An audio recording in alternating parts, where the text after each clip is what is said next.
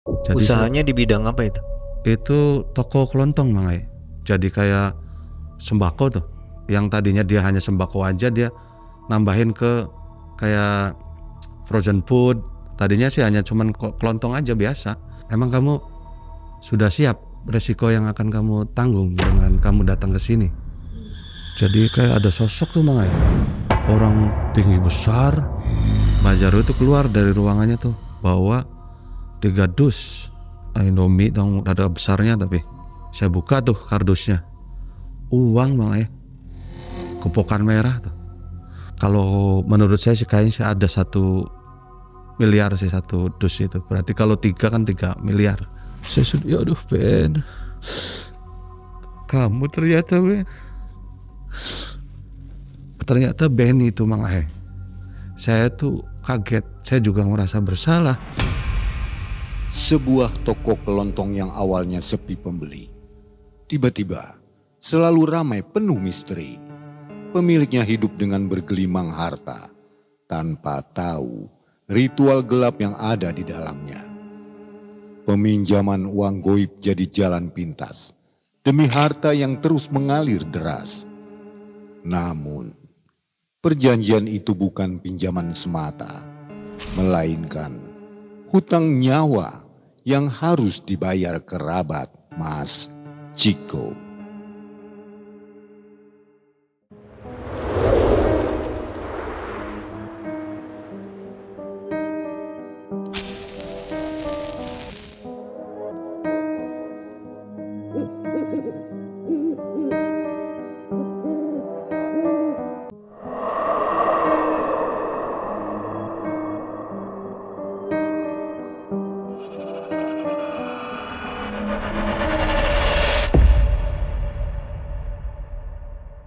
Assalamualaikum warahmatullahi wabarakatuh. Waalaikumsalam warahmatullahi wabarakatuh. Apa kabar sobat Malam Mencekam? Hari ini senang sekali kita bisa berjumpa ya. Kita kenalan dulu nih. Apa kabar Mas Ciko? Ya baik Mang. Mas Sehat, Ciko punya kisah di tahun 2017 ya? Iya, saya ada di tahun 2017. Waktu itu jadi saksi atau nemenin seseorang ya? Iya. Melakukan pesugihan gitu? Iya. Itu sampai tamatnya tahu ceritanya itu? Iya, sampai tamat tahu. Menyaksikan ya? Menyaksikan langsung. Karena ini teman baik katanya? Iya betul, teman saya sendiri, teman baik. Mas Ciko sekarang kegiatannya apa nih, aktivitas sehari-harinya apa? Saya usaha di mebel Mang. Usaha mebel ya? Iya. Sendiri? Sendiri tapi ya ada karyawan gitu. Ada perabot-perabot ya?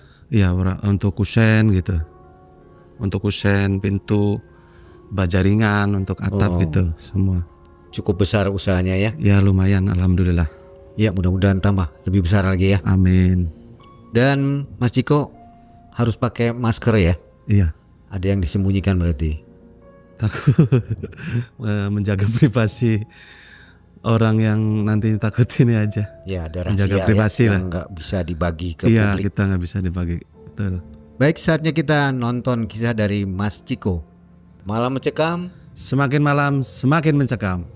Ini dia Mas Ciko.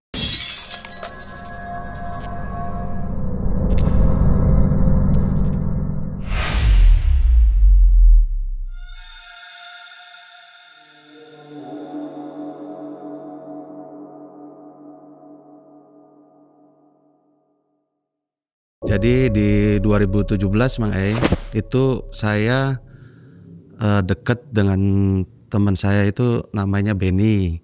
Itu kita deket tuh udah dari zaman sekolah. Ini Benny nama samaran pasti ya? Ya, nama samaran. Bukan nama asli Bukan kan? nama asli.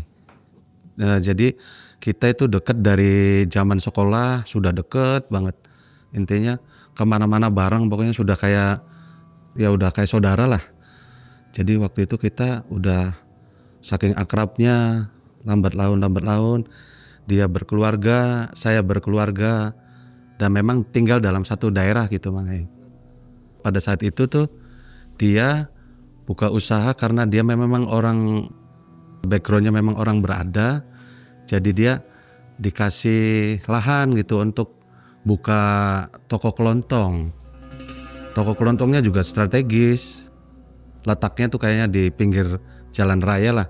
Jadi akses orang untuk beli ke dia itu lebih mudah. Kalau saya sendiri usahanya kan di mebel. Ya jaraknya nggak begitu jauh juga sih, hanya cuman beda usaha aja. Nah seiring berjalannya waktu, usahanya dia tuh ya berkembang biasa. Namanya seperti orang dagang ya. Saya juga banyak orderan, dia juga sama banyak pelanggan. Nah seiring berjalan waktu, dia tuh usahanya saya lihat karena kan kelihat ya dari setiap kali dia perkembangan usaha kan saya dekat jadi tahu lah pada saat itu usaha dia makin menurun.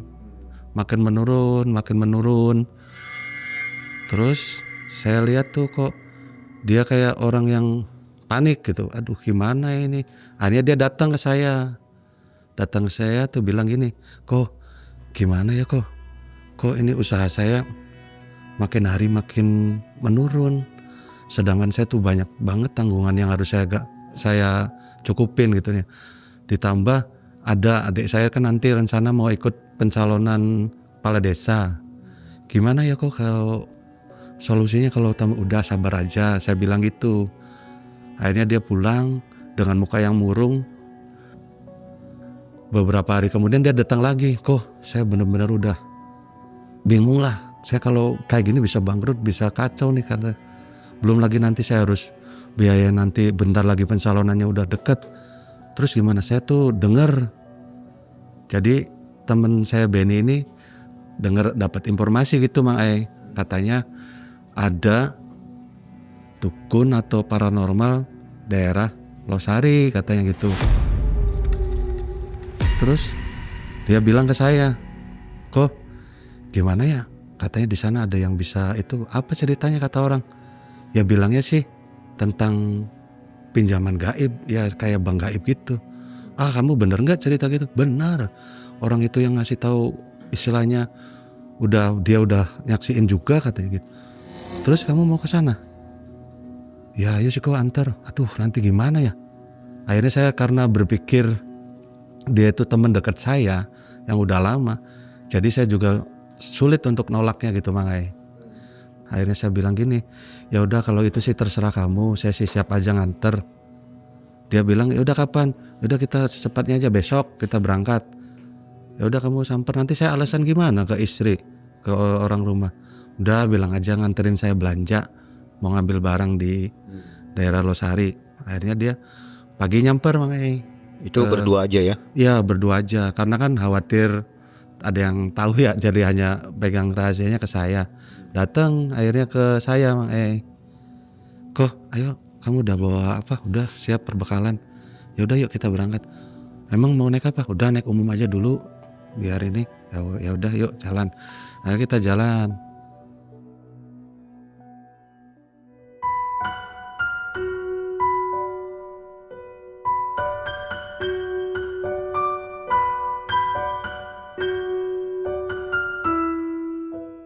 Jalan ke terminal, naik angkot gitu ya. Akhirnya naik ke kayak semacam mobil elap lah kalau kata ini sih, minibus.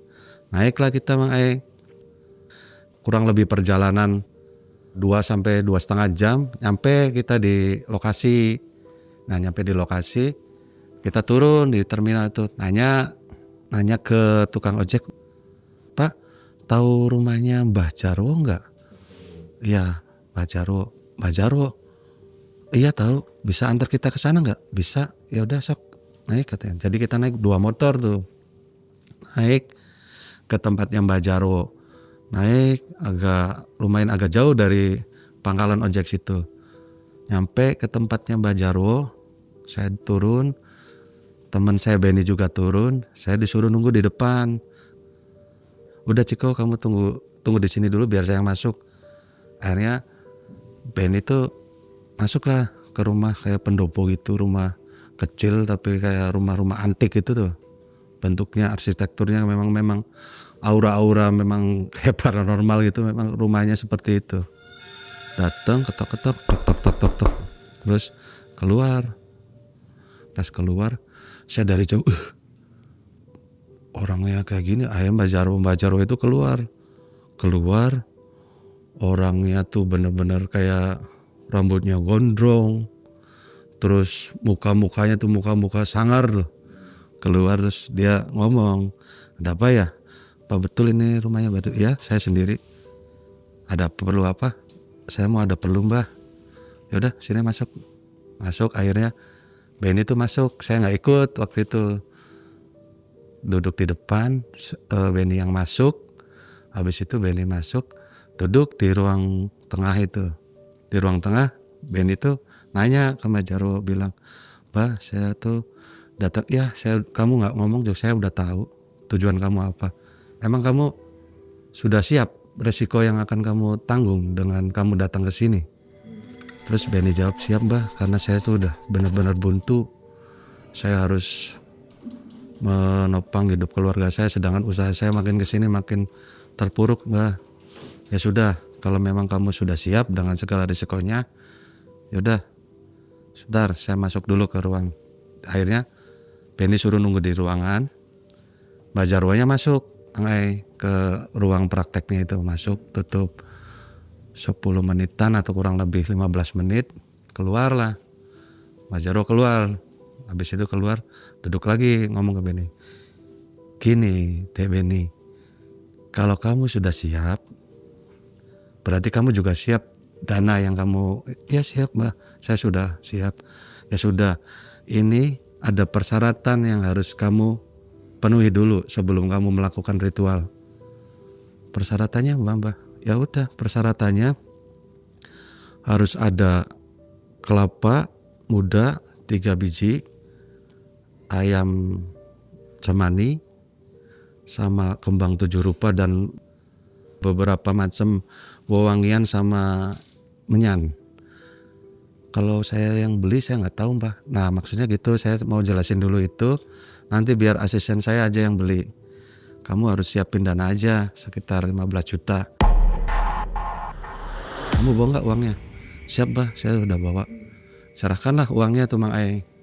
Gede juga ya? Iya, karena ada ayam cemani sih katanya, yang mahalnya itu di ayam cemaninya katanya gitu. Pada saat itu, setelah sudah dikasihkan uangnya ke Mbak Jarwo kasih ke asistennya. Nah, dibelanjakanlah persyaratan itu.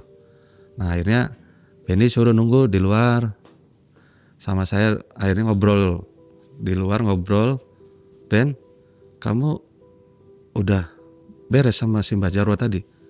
"Udah, itu tadi saya udah ngasih persyaratan." "Emang dimintain berapa?" 15 juta. Mahal amat ya." "Iya, katanya yang mahal itu ayam cemaninya." Dia bilang nanti kalau persyaratan itu sudah datang, nanti akan dikasih tahu untuk ritualnya kapan. Kayaknya sih kita bakalan nginep. Soalnya kata Mbak Jarwo itu tadi bilang ke saya, kayaknya 2 hari kita ritualnya itu nggak cukup dengan 1 hari. Karena kita di tempat itu dulu sih kita persiapan dulu. "Oh ya udah, terserah, kalau saya sih ngikutin, gimana kamu aja." Nah, setelah beberapa 1 jam lah kurang lebih, asistennya Mbak Jarwo datang ngasih persyaratan. Benny sama saya diajak ke ruang tengah. Akhirnya saya disuruh ikut karena kan bawa persyaratannya, biar saya juga sekalian dikasih arahan tuh Mang Ai. Akhirnya saya diajak ke ruang tengah, dijelasin tuh sama Mbak Jarwo, "Nanti ini persyaratan akan kamu bawa semua, tapi ada yang ditaruh di sana nanti di tempat. Soalnya ini nggak hanya 1 hari, kamu harus 2 malam. Bila mana malam pertama kamu lulus, tinggal malam kedua, nanti yang finalnya itu malam kedua. Kalau malam kedua kamu lolos, yaudah nanti akan ada hasilnya langsung." "Oh ya udah, siap, Mbah. Nanti teman kamu ini siapa namanya?" "Ciko, Mbah." "Nah, kamu juga nanti ada peran di situ, karena kamu nanti di situ akan nunggu supaya jangan sampai ada orang yang lihat masuk ke area situ. Kalau sampai ada, gagal, diulang lagi dari awal." Pada saat itu udah kita berangkat tuh sekitar jam 11 lebih lah, kita berangkat. Nah kita diajak sama Mbak Jaro jalan, akhirnya kita naik ke pangkalan ojek lagi, ikut. Nah di perjalanan lumayan agak jauh, saya juga kaget ternyata pas masuk kok ke area persawahan. Tapi ya udahlah, saya ikut aja lah. Masuk agak jauh dari situ, di ujung sawah itu ternyata ada seperti kayak gundukan tanah tuh Mang Ai. Sampingnya tuh ada pohon tua, nggak tahu kayak, kalau kata saya sih kayak pohon randu, tapi kayak mirip-mirip itu, tapi pohonnya memang pohon tua. Nah kita sudah nyampe di situ, saya turun. Mas Jaro bilang, untuk malam ini kita ritual malam pertama. Kamu Ciko tunggu di sana, sebelah sana. Jaga jangan sampai ada orang masuk.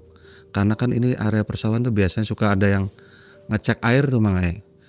Ngecek airnya kan kadang khawatir macet apa. Jadi gimana caranya lah dihalau sampai waktunya lewat. Mudah-mudahan gak ada orang kata gitu. Akhirnya saya nunggu sana. Dia bilang ke Benny, udah kamu Ben nyalain dupanya. Nanti kamu di sini. Ini tikernya, ini kelapa dibuka. Nah nanti untuk ayam sih nanti malam kedua, ayam cemani nanti malam kedua. Kalau sekarang untuk ritualnya nih kelapa hijau dulu, sama dupa, sama bunga-bunga, sama wewangian. Nanti itu nih mantranya yang kamu harus baca. Nanti kalau sampai sebelum subuh kamu berhasil, sudah berarti kamu berhasil, nanti balik lagi ke tempat saya. Akhirnya Mas Jaronya pergi. Nah singkat cerita, Ben itu mulai ritual, saya nunggu di agak jauh lah dari situ. Cuma saya kelihatan mulai Benny nyalain dupanya, duduk baca-baca, nggak tahu yang dikasih Mbak Jaronya apa. Nah saya ngamatin dari jauh, Benny duduk. Baru setengah jam berjalan, kok tiba-tiba bulu kuduk saya merinding Mang. Ini kok kayaknya ada sesuatu kok, kan saya makin kenceng. Pas saya nengok ke sebelah kiri, saya kaget Mang. Ya Allah, apa itu? Jadi kayak ada sosok tuh Mang. Orang tinggi besar, cuman nggak tahu setinggi mana ya, saya juga sampai lihatnya sampai nengak gitu. Bulu gitu kayak lebat gitu. Sambil tapi natapnya bukan ke Benny, malah natap ke saya. Jadi saya antara takut gimana, jadi udah saya diem aja. Saya ingat pesan Mbak Jaro kalau ada apa-apa udah diem gitu kan.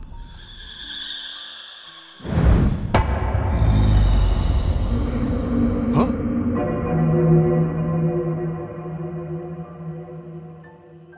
Saya diem aja, udah sebisa mungkin saya diem. Berapa menit kemudian pas saya lihat lagi, nggak ada bah, aduh, alhamdulillah nggak ada. Baru setengah jam, 1 jam, nggak lama lagi ada lagi Mang. Yang bikin saya kaget lagi tuh di semak-semak tuh Mang, kesak. Kan kalau sawah tuh kan ada kayak pohon-pohon di sampingnya tuh. Akhirnya saya tuh penasaran apa. Pas saya lihat jalan, saya kaget, ular gede sepaha, 2 kali lipat paha saya. Nggak tahu panjangnya tuh segimana, karena saya baru lihat tuh hanya sebatas kaki saya aja, itu baru kelihatan buntutnya aja. Pas saya lihat ke sana, kok mana nih, pas saya nengok ke samping kanan itu jadi kayak ngelingker di muter sawah. Itu kepalanya nongol di sebelah sini. Cuma Benny nggak, kayaknya dia memang lagi khusyuk ritualnya kali dia. Hanya saya yang lihat. Pas saya lihat tuh, aduh ini kayaknya kok ininya ke saya. Saya bilang, udah saya tahan aja udah. Saya udah baca-bacaan sebisa saya aja. 2 jam berjalan, udah nggak ada lagi tuh kayak gitu. Mulai menjelang jam 3-an lah kurang lebih. Itu mulai ini lagi, ada harum wangi Mang. Tahu harum aja. Kok harum ini banget. Harum wangi gitu, kayak minyak inilah, parfum perempuan gitu. Pas saya nunduk ke bawah, pas kok kayak ada ini putih. Pas saya lihat lagi ke atas, ada perempuan. Tadi kayak ini perempuan bukan ya. Terus saya tuh karena memang sudah teralihkan, saya berani negur, Mbak, lagi apa ya Mbak? Pas dia noleh, dia hanya senyum aja gitu. Jadi karena saya udah nggak mikir itu takut atau apa, jadi saya wah ini mah cantik lah, nggak kayak tadi. Jadi saya senyumin lagi, senyum, oh iya Mbak. Nah dia hanya noleh gitu, terus udah pergi aja Mang. Padahal tahu itu makhluk halus ya? Iya, tahu Mang. Tapi berani Karena cantik Mang. Jadi saya pikir itu bukan penampakan yang makhluk halus, karena sebelumnya kan yang takut-takut gitu. Pas saya tahu itu bukan orang, kan lihat ke bawah, kok nggak napak, kurang lebih setengah meter di atas tanah. Terus jalannya cepet, akhirnya berarti mungkin sama kayak yang tadi. Tapi udahlah nggak apa-apa karena pikir itu dia cantik, jadi saya pikir udah lewat, mau menjelang selesai, menjelang subuh. Akhirnya saya diam. Nah Benny karena itunya sudah selesai, dia bungkus, datang ke saya. Ayo kok kamu tadi ada apa sama? Udah nanti ceritanya nanti aja lah. Udah nggak ada yang lewat, nggak ada katanya, nggak ada orang yang lewat. Ya udah syukur, udah berhasil. Kita laporan ke. Jadi Benny bilang, aduh kita ke sana. Akhir selesai, balik lagi ke tempatnya Mbak Jarwo Mang Ai. Jalan dari situ kita naik ojek lagi dari Pangkalan, naik ojek terus nyampe ke rumahnya Mbak Jarwo lagi. Udah nyampe di tempatnya Mbak Jarwo, Benny laporan bahwa hasil ritualnya itu sudah selesai. Mbah ini saya sudah selesai Mbah. Oh ya sudah, berarti tinggal 1 malam lagi. Nah ini malam kedua ini akan ada godaan yang lebih besar. Kamu harus kuat. Apapun yang kamu lihat, kamu nggak boleh lari. Berikut juga kamu Ciko. Jangan sampai kamu apapun yang terjadi, kamu nggak boleh lari. Karena kamu juga penting peranannya di sini untuk ngejaga, jangan sampai ada orang yang lewat. Biasanya itu di hari-hari terakhir itu akan ada seperti itu godaannya. Ya waktu berjalan, akhirnya malam lagi tuh Mang Ai. Sudah waktunya lagi ke sana. Akhirnya kita pamit ke Mbak Jarwo. Di bawah itu Mbak Jarwo ikut karena mau dipotong sih ayamnya, ikut Mbak Jarwonya. Nah ikut sama sisanya ikut, kita berangkat ke sana ke tempat yang ritual tadi. Sebelum ke tempat itu saya suruh nyaksiin tuh motong ayam cemaninya itu, ayam yang hitam semua tuh Mang. Dipotong, nggak tahu sih Mbah Jarwo baca mantra apa, itu ayam dipotong. Saya juga baru lihat tuh. Kalau benar-benar bukan karena katanya Mang, ternyata darahnya tuh kalau yang benar-benar ayam cemani asli itu hitam juga sesuai dengan warna ayamnya, semuanya hitam. Nah pas sudah masuk, sudah diwadahin, potong diwadahin, kita sebenarnya hanya butuh darahnya kata dia. Nih sesuai darahnya hitam, akhirnya dibawa darahnya. Nah ini tugas kamu Ciko, kubur nih. Ayam ini nanti kubur dekat situ aja, de samping sawah pinggir aja situ, tutup aja biar, nah darahnya nanti biar Benny yang bawa. Mbak Jarwo pulang, Benny bawa tuh darah ayam cemaninya, bawa, duduk ritual lagi, dia baca mantra lagi. Saya biasa nunggu di tempat yang agak jauh juga.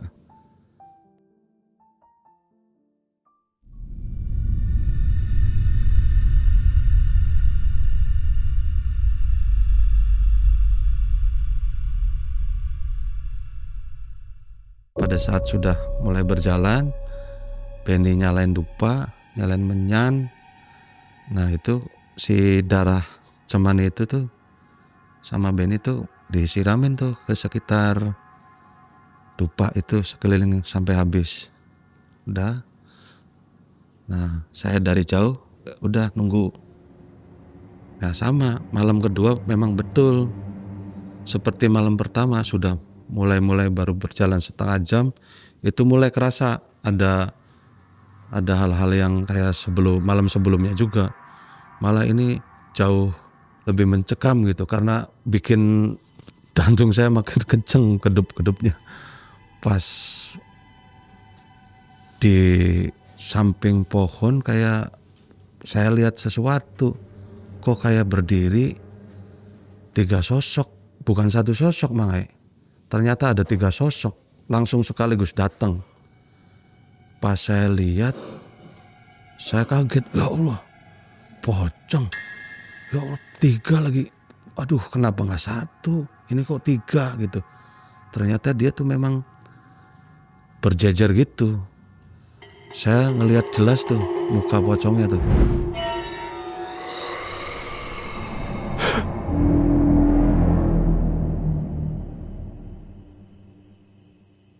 Wah, 1 hancur lah. Yang kedua itu matanya merah. Nah yang ketiga ini utuh masih. Cuman masih banyak kapas-kapas gitu lah. Sepertinya kayak masih baru gitu kayaknya. Akhirnya saya udah tahan aja saya. Karena pengalaman malam sebelumnya itu nanti juga hilang gitu kan. Ya betul, akhirnya gak lama hilang tuh. Berjalan 1,5 jam. Ada tiba-tiba ada yang nowel saya dari belakang tuh. Mas, lagi apa? Ah, kok kayak ada suara perempuan. Saya nengok ke belakang. Ih. Mas, lagi apa? Udah jangan takut. Ini sih saya bukan makhluk jadi-jadian. Jadi saya pikir saya iyain aja. Ngapain lagi di sini? Ini lagi nunggu temen. Ngapain nunggu temen? Itu katanya nyari ini. Terus nggak apa-apa kamu ini. Udah kamu ini aja sama saya. Sama saya gimana? Udah, saya juga lagi cari jodoh. Wah jangan Mbak, sayanya udah punya keluarga. Nggak apa-apa. Saya nggak. Saya tahu kamu punya keluarga, punya anak 2, ya kan? Oh tahu Mbak? Ya tahu. Saya memang tahu. Kalau kamu mau kawin sama saya, saya kasih kekayaan yang jauh lebih dari sekarang. Yang bener, kamu mau nggak? Nggak lah Mbak, saya nggak mau. Udah biarin saya gini aja. Nah lama-lama saya kayak ngomong sendiri, makanya pas nengok lagi ternyata nggak ada. Mungkin saya pikir tuh halusinasi lihat saya atau pendengar saya. Jadi saya seolah-olah kayak ngobrol aja, perasaan ada perempuan cantik ngobrol ngajak kawin, bilang mau ngasih kekayaan.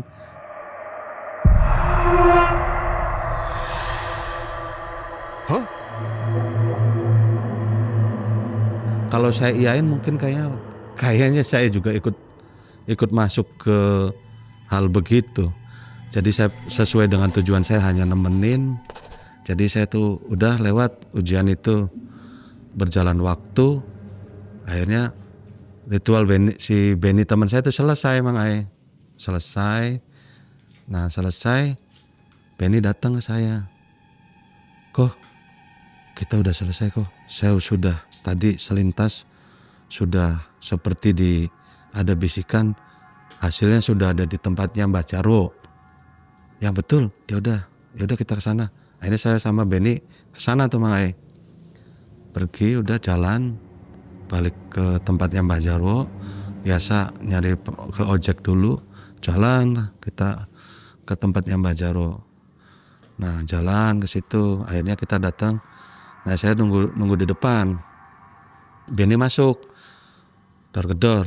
Tok. Bah. Akhirnya si Mbak Jarwo keluar. Oh ya Ben, betul kamu udah berhasil. Itu hasilnya sudah ada di ruangan saya. Sebentar kamu sini masuk. Itu panggil si Cikonya sekalian. Kok sini kok. Panggil nih. Oh iya siap. Akhirnya saya ke situ, makanya ikut masuk. Akhirnya si Mbak Jarwo itu keluar dari ruangannya tuh, bawa 3 dus.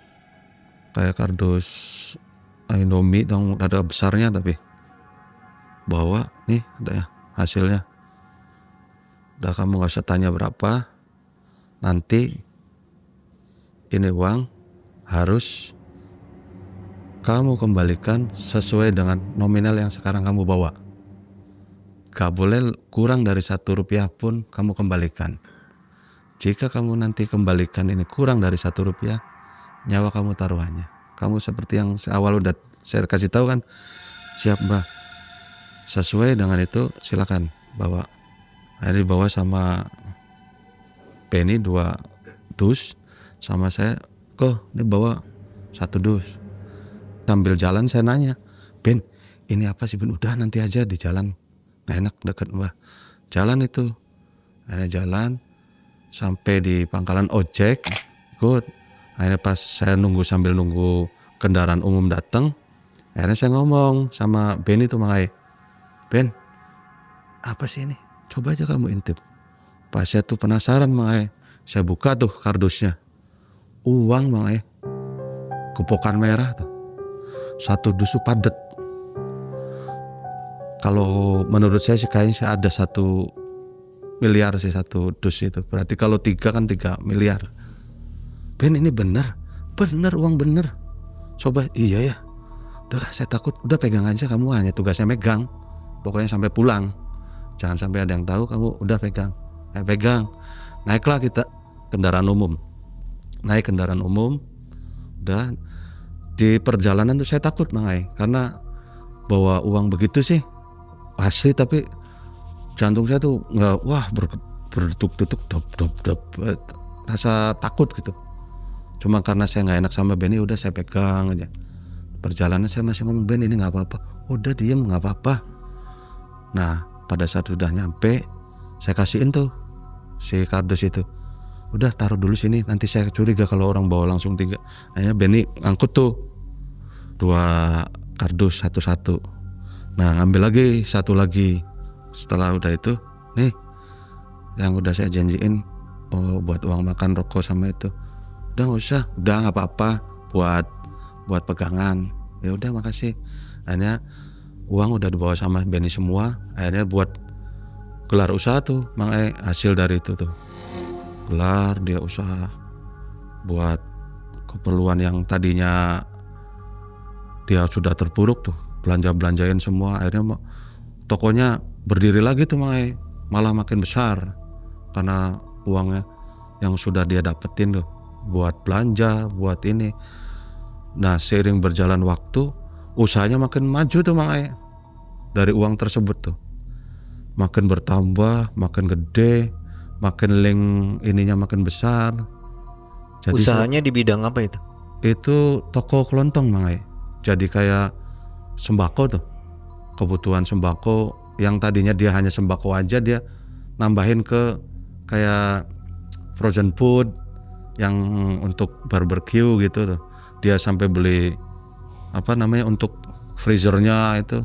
Tadinya sih hanya cuman kelontong aja biasa, minyak, beras, gula, terus bumbu-bumbu. Nah itu berkembang ke itu, nambah usahanya karena modalnya makin besar, usaha makin pesat tuh. Tahun pertama dia sudah baru tahun pertama aja saya lihat dia udah bisa beli kendaraan bagus. Yang tadinya cuman punya mobil-mobil biasa, karena mungkin uangnya makin banyak, belilah ganti mobil kendaraannya jadi mobil yang bagus gitu. Dia datang ke saya tahun pertama tuh, Ciko, ya Ben, syukurlah kamu dong. Iya Ben, kamu butuh modal nggak? Modal apa?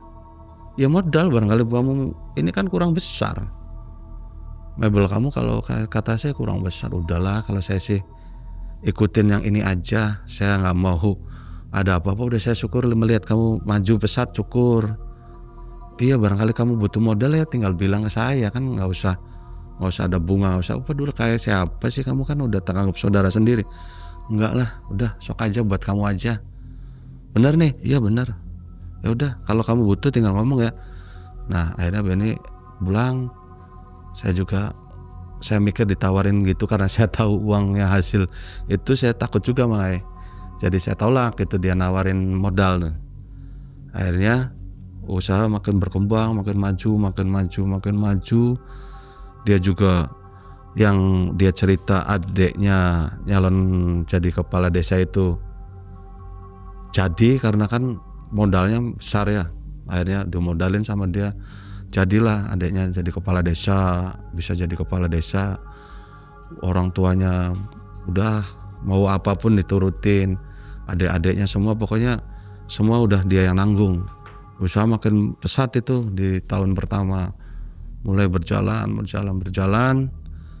Nah masuk ke tahun kedua juga dia makin pesat tuh, dia makin ngembangin usahanya, udah kerjasamanya udah bukan sama ini lagi, bank sendiri yang datang, bank nawarin suntikan modal.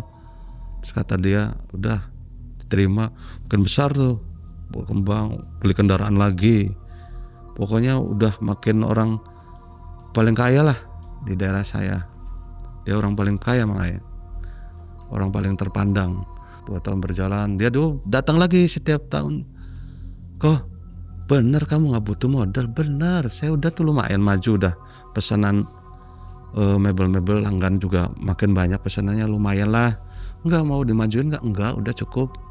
Kamu mah nggak percaya sama saya? Bukan nggak percaya, udah cukup aja. Saya tuh ngamatin tuh perkembangan usahanya makin maju. Di tahun kedua makin maju. Nah pada saat di tahun ketiga dia itu Ben itu sepertinya usahanya kok mulai itu berangsur-angsur menurun makanya. Saya lihat tuh ya kayak pembeli yang tadinya ramai banget sudah mulai berkurang. Terus usaha yang tadinya sana sini itu mulai tuh berkurang. Akhirnya Ben itu datang ke saya, kok kamu ngamatin nggak? Saya kok di tahun ketiga ini mulai ini ya. Udah jalanin dulu. Namanya orang kan nggak mungkin ini terus. Di tahun ketiga mulai berjalan, bulan ketiga 3 bulan, 4 bulan.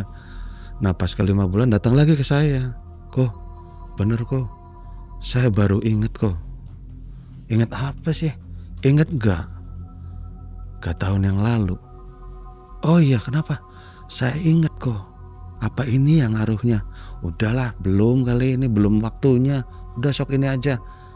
Enggak kok, soalnya ini uang harus dikembalikan utuh.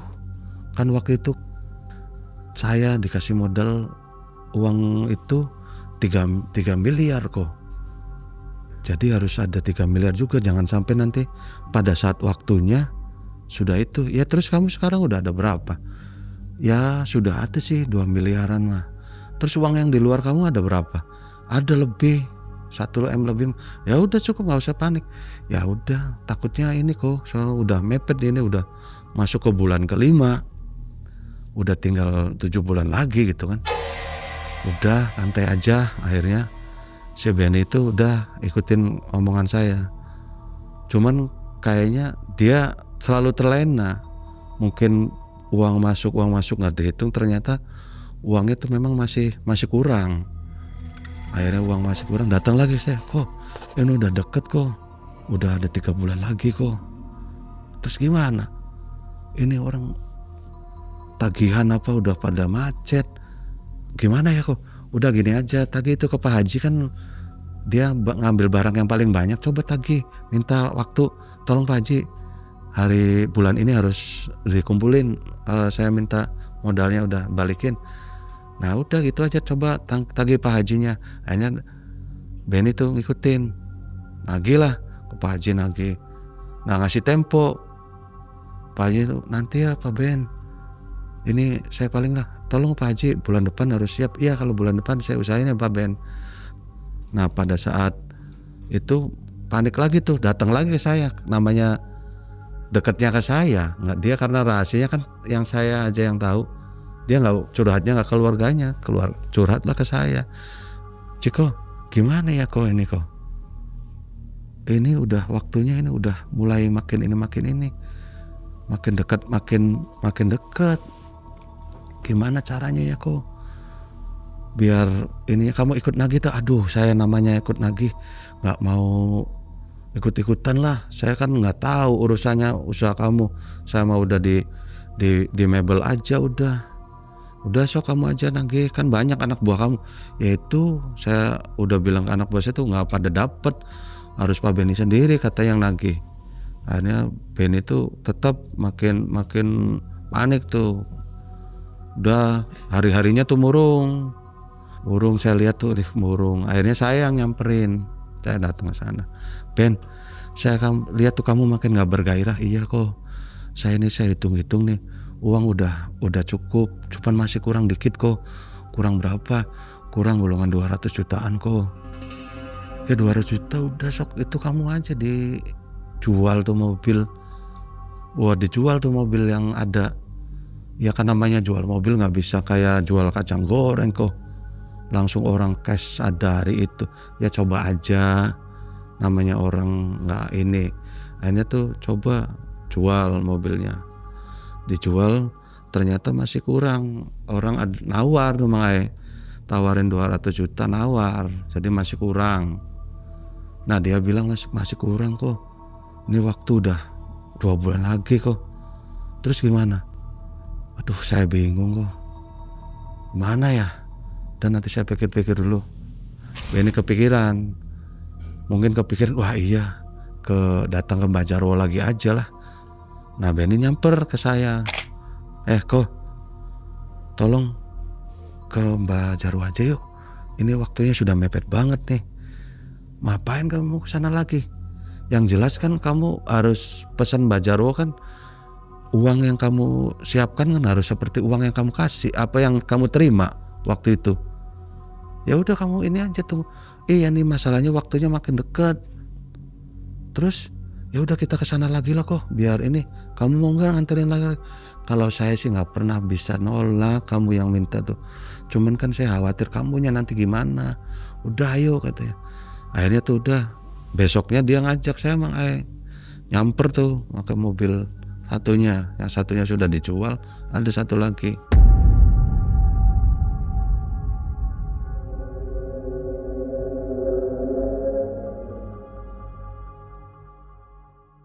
Nyamper pagi-pagi tuh.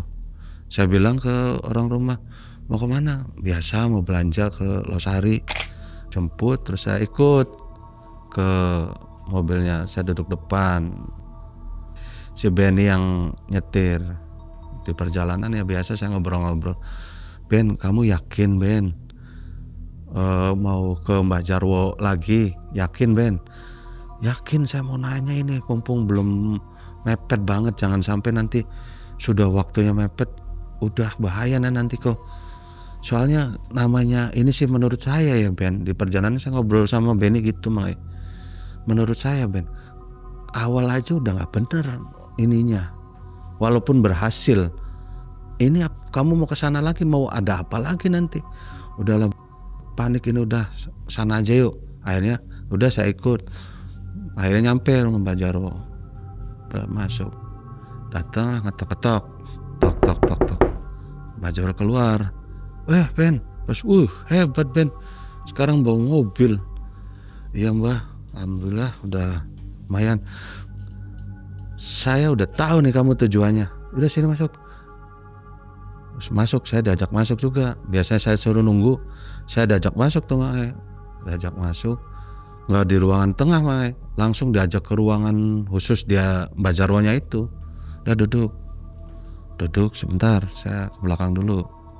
Duduk, gimana? Ini Mbak, saya mau, ini kan waktu 3 tahun yang lalu saya datang ke sini itu seperti Mbak Jarwo bilang bahwa nggak boleh ada 1 rupiah pun yang kurang seperti yang saya bawa. Sedangkan saya masih kurang Mbak. Masih kurang berapa? Ya tinggal 100-an juta lah, 100 kalau nggak salah sih. Udah sedikit lagi. Cuma waktunya udah mepet Mbak. Saya nagih-nagih pada macet Mbak. Nagih macet. Nagih kesini nanti, nagih kesini nanti. Jadi kamu tujuannya apa? Barangkali ada solusi lain Mbak. Barangkali solusi lain yang bisa gimana lah Mbak, kalau kayak di alam kita nih jatuh tempo minta tempo gitu, bisa enggak Mbak? Wah nggak ada, perjanjian seperti itu nggak ada. Tepat ya tepat. Itu seperti yang udah saya bilang, kalau kayak gitu kamu tanggung resikonya. Barangkali ada solusi lain Mbak, barangkali hal lain lah. Akhirnya si Mbak itu nggak tahu baca mantra apa, baca nggak tahu kerasukan kok, seperti kayak kerasukan itu Tahu-tahu si Mbah Jarwo tuh melotot mata merah melihat ke saya, tapi yang paling ini saya lihat ke Benny. Si Mbah Jarwonya yang kayak kerasukan gitu, saya udah takut aja nyampe ke samping Benny. Makanya saya ngumpet aja gini, Ben ini gimana Ben? Udah diam kamu, jangan takut. Enggak Ben, ini Mbah Jarwonya ngeri banget, kerasukannya ngeri banget.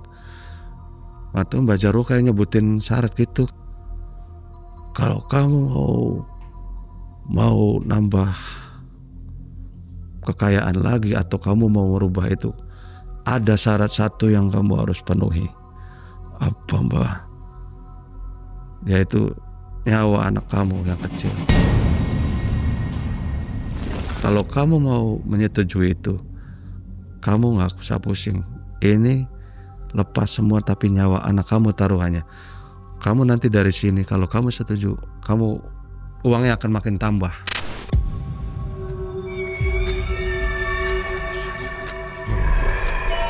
Nyawa anak kamu yang kecil.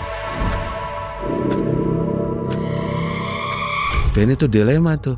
Di samping dia duitnya mau ditambah, di sisi lain dia nggak tega karena tumbalnya anaknya. Akhirnya dia nengok ke saya, Ciko gimana? Udah terserah kamu. Kalau kata saya jangan. Nah kamu tega? Iya saya nggak berani. Akhirnya gimana? Iya Mbah, nanti saya pikir-pikir. Kalau kamu nggak ini ya udah. Akhirnya tuh si Mbah Jarwo sadar ke Mbah lagi biasa. Terus Mbah Jarwo nanya, gimana tadi kamu udah setuju? Enggak Mbah, saya nggak tega. Kalau memang ini tumbalnya anak saya, ya sudah. Kalau kamu nggak tega, berarti kamu harus penuhin seperti apa yang sudah saya bilang dulu, bahwa uang yang sudah kamu pakai harus kamu kembalikan uang sejumlah itu juga. Nggak bisa ditawar-tawar lagi. Kalau kamu yang kamu pakai 3 miliar, ya sudah 3 miliar lagi. Nggak bisa ditawar-tawar, kurang 1 rupiah pun nggak bisa. Tapi kalau kamu mau syarat yang tadi, bisa langsung hari ini. Tapi kamu tinggal siap nanti di rumah, anak kamu sudah nggak ada. Uang kamu akan tambah, tapi anak kamu akan taruhannya. Enggak Mbah, jangan Mbah. Udah biarin ini aja Mbah. Mudah-mudahan bisa kecukupin uangnya. Ya sudah, akhirnya kita keluar dari ruangan Mbah Jarwo. Mbah Jarwonya masuk. Saya di ruang tengah ngobrol sama Benny. Ngobrol sama Benny itu, Ben, kamu pikirin matang-matang. Ini waktu 2 bulan lagi.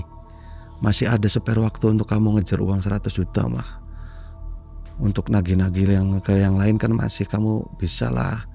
Ngapain kamu kesini? Ini malah syaratnya tambah ngejelimet, malah nyawa anak kamu yang jadi tumbalnya. Apa kamu tega Ben? Iya kok, saya juga bingung kok. Yaudah Ben, kita pamitan aja ke Mbah Jarwo. Nanti kita akan sesuai dengan balik. Akhirnya kita berdua pamit. Mbah Jarwo keluar. Ya gimana? Kita pamit aja Mbah. Jadi nggak jadi yang solusi yang tadi. Enggak Mbah, saya kasihan ke anak saya Mbah. Udah biarin Mbah, nanti saya coba. Kan masih ada waktu, mudah-mudahan ini cukup Mbah. Ya sudah, akhirnya Benny buka tas, nggak tahu masukin uang berapa, ngasih amplop ke si mbahnya. Mbah, ini cuman, wah nggak usah Pak. Udah Benny karena udah niat ngasih mbahnya, ada ngasih. Kita pulang, kita ke mobil. Nah di mobil ngobrol tuh, Benny masih panik. Dan saya tuh di perjalanan ngomong juga makanya, Ben, ini mobil jual aja. Padahal gimana mau dijual? Kalau ini mobil dijual gimana nanti ngantar anak istrinya? Ya daripada kamu ini, ya saya inilah mobil tinggal ini. Ya nanti gini aja lah, kalau nagih nggak bisa, udah ini jalan satu-satunya mobil. Tapi kalau istri saya nggak setuju, ya udah gimana kok? Ya sudah, gimana kamu lah pokoknya sampai dapet nagihnya. Akhirnya nyampe rumah tuh Mang. Karena waktunya menurut dia 2 bulan lagi. Nah bulan yang kedua itu dia coba tuh nagih sana sini nagih sana sini nagih, nggak dapet. Akhirnya dia izin seperti yang saya kasih masukan kalau mau dijual, izin ke istrinya. Jadi dia minta izin ke istrinya nggak setuju katanya. Istrinya nggak setuju kalau mobilnya mau dijual. Nah bilang ke saya, kok ini istri saya nggak setuju, gimana ya kok? Terus gimana tuh? Ya udah tagih aja, ini udah deket deh, kamu udah mau ke bulan terakhir ini. Nah itu Benny itu nagih ke Pak Haji, bilang Pak Hajinya minta tempo, nggak bisa bulan depan, bisanya bulan depannya lagi. Jadi si Benny datang ke saya bilang, kok Pak Hajinya nggak bisa bulan ini kok, bulan depannya lagi, aduh gimana kok, ini dikit lagi padahal kok. Ya terus gimana? Ya coba kamu jual-jualan yang ini ya, dilelang atau gimana lah, jangan sampai saya khawatir kamu kenapa-kenapa. Iya ya kok, aduh gimana. Nah di bulan terakhir itu udah si Benny makin panik tuh. Di bulan terakhir datang lagi ke saya Mang, bolak-balik pokoknya hampir udah deket datang ke saya gitu Mang. Karena dari awal sudah tahu, jadi datangnya ke saya terus. Pada saat waktunya mungkin kayaknya sudah deadline waktunya tuh, malamnya tuh seperti kayak banyak burung itu tuh Mang, burung gagak atau apa cuit di atas rumahnya Benny tuh, kayak banyak burung gitu, burung gagak kayak. Emang ngelihat ya? Ngelihat saya Mang, saya keluar rumah karena ada suara berisik itu kan. Rumahnya deket ini? Agak ya deket banget, enggak, cuman kelihatan tuh Mang, kelihatan, jadi ngintip gitu kelihatan. Karena rumahnya Benny kan tingkat. Tetanggaan ya? Iya, tetangga betul. Akhirnya saya keluar halaman, saya lihat, kok banyak burung hitam, kenapa ya?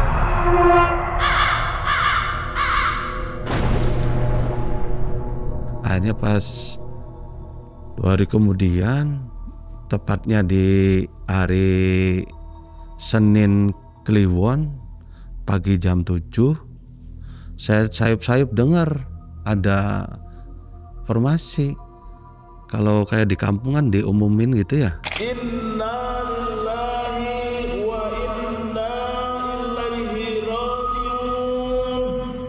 Nah dari situ saya diam terpaku, saya sudah, ya aduh Ben, kamu ternyata Ben.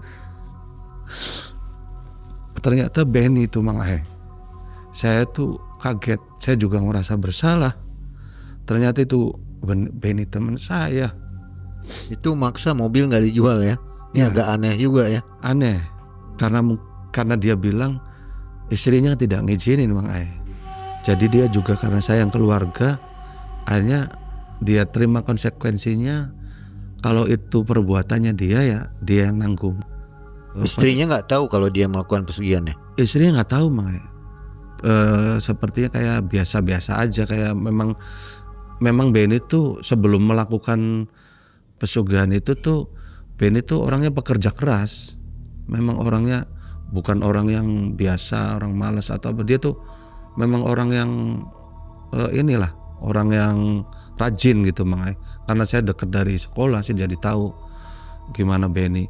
Akhirnya pada saat udah saya dengar Benny teman saya itu gak ada, akhirnya saya datang ke rumahnya gitu kan untuk takziah. Dan saya datang, saya temuin istrinya juga kayak ngelihat saya yang sedih gitu, karena mungkin saya kan sahabat dekatnya. Saya juga bilang ke istrinya, yang sabar ya Ma, mungkin ini sudah takdir. Sempat lihat jenazahnya nggak?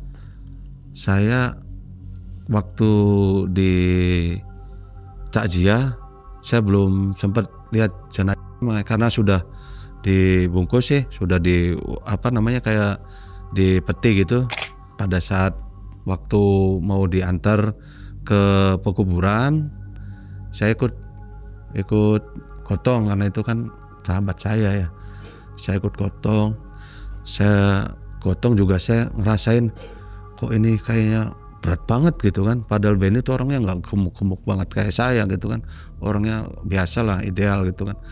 Tapi kayak berat. Tapi saya nggak berpikir kemana-mana, mungkin Mungkin karena pikiran saya aja bebannya jadi seperti berat. Nah pada saat sudah nyampe di kuburan, saya turun tuh Mang Ae, turun ke bawah karena itu Benny udah kayak saudara saya sendiri. Saya turun, akhirnya jenazah diturunin tuh Mang Ae dari atas turunin, turun ke bawah, saya tangkep ke bawah, saya megang bagian kepala. Pada saat mau ditaruh ke bawah ke tanah, dibuka kan, harus dibuka ya, tali pocongnya tuh dibuka dulu, terus kain kafannya agak dibuka. Dari situ saya kaget Mang Ae. Wah ya Allah, itu jenazah mukanya tuh kayak menghitam tuh Mang Ae. Pokoknya matanya kayak gitu, dari mulutnya juga keluar darah. Dari ininya kayak udah kayak hitam kayak tapi yang sebelah saya lihat biasa aja. Apa saya yang cuma hanya yang lihat gitu kan? Nggak, di situ juga Mang Ae, kejadian itu tuh nggak hanya saya lihat jenazah. Pas saya nengok seperti kayak ada orang yang ngawasin dari jauh tuh Mang Ae. Ada 4 titik sudut tuh, saya lihat ke samping kanan, lihat samping kiri, lihat kanan kiri belakang kanan belakang, itu seperti kayak ada yang awasin. Seperti kayak ada, bukan orang sayanya, orang situnya gitu, kayak orang asing lah, cuma kayak ngelihatnya tuh kayak ngelihat tajam gitu. Jadi saya tuh apa ini ya, tanda-tanda ini apa, saya juga udahlah ya sudah, ini tutup, saya naik, saya udah tutup kubur, saya udah yang lain pada pulang, saya keluarganya juga pulang, saya terakhir di situ. Setelah meninggalnya Benny itu, usahanya itu bukan makin maju, ternyata tuh tambah menurun. Akhirnya istrinya tuh nanya ke saya, Mas Iko, ini almarhum tuh gimana ya? Ya katanya sih masih banyak tagihan tuh, kayak di Pak Haji, di itu masih banyak, coba aja Bu Ben, coba aja tagih. Nah mungkin si yang waktu sebelum meninggal tuh almarhum bilang gitu ke saya, kan banyak tagihan-tagihan macet, ya coba aja Bu, dicoba. Karena saya sih nggak tahu sih, pernah saya diajak lagi, saya juga nggak mau. Akhirnya tuh istrinya pergi, mungkin saya lihat tuh mungkin tagihannya juga pada macet, nggak ada yang bisa bayar, karena kan yang punyanya almarhum teman saya itu Benny itu sudah nggak ada, pikirnya udahlah nggak usah dibayar. Akhirnya usahanya makin hari makin menurun, dan dijual tuh Mang Ae. Sampai si toko kelontongnya tuh dijualnya tuh malah juga ke orang yang utang setahu saya, karena dijualnya tuh ke Pak Haji. Endingnya tuh seperti itu, jadi dijualnya ke Pak Haji. Malah menurut saya sendiri kayak dia tuh yang punya hutang, cuma kan saya nggak mau ikut campur di dalam hal itu. Udah urusan internal beliau aja saya, karena takut ada apa-apa dengan saya kan. Jadi saya nggak ikut-ikutan untuk hal itu gitu Mang Ae. Hartanya habis ya? Habis dalam total. berapa bulan itu? Kurun waktu 3 bulan. Istrinya pindah rumah? Istrinya pindah karena mungkin malu ya tinggal di situ. Tapi anak istrinya selamat ya? Ya anak istrinya sih selamat. Nggak jadi tumbal gitu? Nggak jadi tumbal. Oke baik. Udah pernah lihat lagi kondisi istri dan anaknya nggak? Udah pernah ketemu lagi?